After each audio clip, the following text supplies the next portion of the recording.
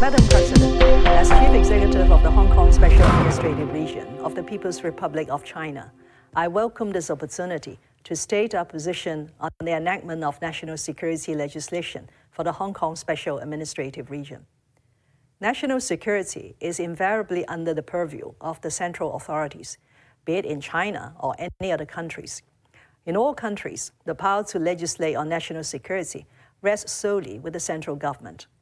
Hong Kong is an inalienable part of China, a special administrative region enjoying a high degree of autonomy, which comes directly under the central government. As an exceptional arrangement under the policy of one country, two systems, the basic law governing the two special administrative regions of Hong Kong and Macau obliges the SAR to enact local legislation on its own to safeguard national security. Macau has successfully completed this task in 2009. Hong Kong, after a failed attempt in 2003, has not been able to fulfill its constitutional duty. For the sake of not only the 7.5 million Hong Kong residents, but also the 1.4 billion people in the Chinese mainland, the question of how long we could tolerate such a gaping hole in national security has to be asked and answered. Legislation to safeguard national security is now urgently needed. Since last June, Hong Kong has been traumatized by escalating violence fanned by external forces. The threats of terrorist acts posed by illegal possession of explosives and firearms and the horrible manners faced by innocent Hong Kong people were recapped by my senior police colleague Oscar Kwok and a prominent businesswoman Pansy Ho, respectively, when they spoke at this forum in March this year and September last year. Once rated as one of safest cities in the world, security and stability have become relevant concerns.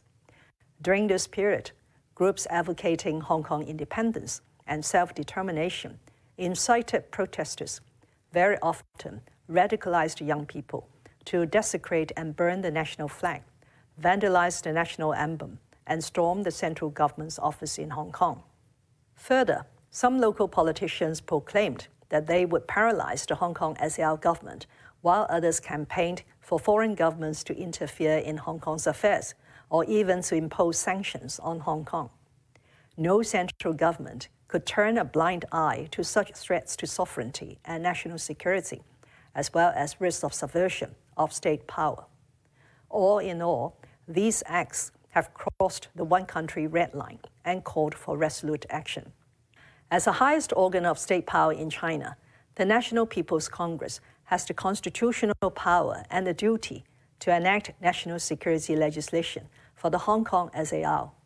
The national law to be enacted has taken into account Hong Kong's actual situation and will be applied in Hong Kong by way of promulgation in accordance with the Basic Law. The legislation aims to prevent, curb, and punish acts of secession, subversion of state power, terrorist activities, and collusion with foreign or external forces to endanger national security. These crimes will be clearly defined in the law. It will only target an extremely small minority of people who have breached the law, while the life and property, basic rights and freedoms of the overwhelming majority of Hong Kong residents will be protected. The legislation upholds important legal principles such as presumption of innocence and protection of the rights of the suspect.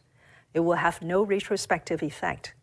Except in rare specified situations, the Hong Kong SAR shall exercise jurisdiction over offences under the law. Investigation, prosecution, and adjudication will be undertaken by the Hong Kong Police and the Department of Justice of the Hong Kong SAR government and the independent judiciary, including that of final adjudication. The law will not affect Hong Kong's renowned judicial independence.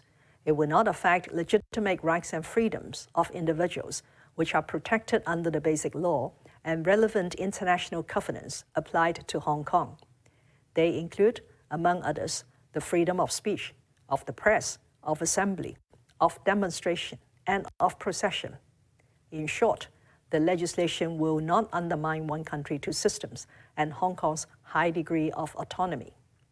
Hong Kong is a free and diversified society. We respect differences in opinion and strive on reaching consensus. But the one country principle is non-negotiable and could not be compromised as without one country, two systems will stand on shaky ground and Hong Kong's stability and prosperity will be at risk. For those foreign governments or politicians raising objections to the legislation, one could only lament the double standards they are adopting. All those countries which have pointed their fingers at China have their own national security legislation in place.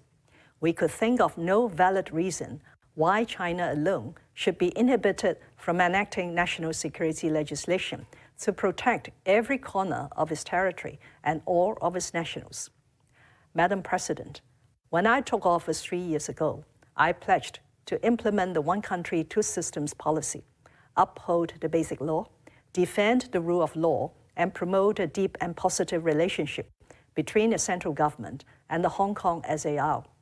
Despite the escalating tensions in society in recent years, I remain hopeful that with full conviction in one country, two systems, and upon implementation of the national security legislation, Hong Kong will ride out the political storm since last June and emerge stronger with stability restored. I and the Hong Kong SAR government are determined to capitalize on our strengths, harness the opportunities presented by a country's development, and provide Hong Kong people with brighter prospects.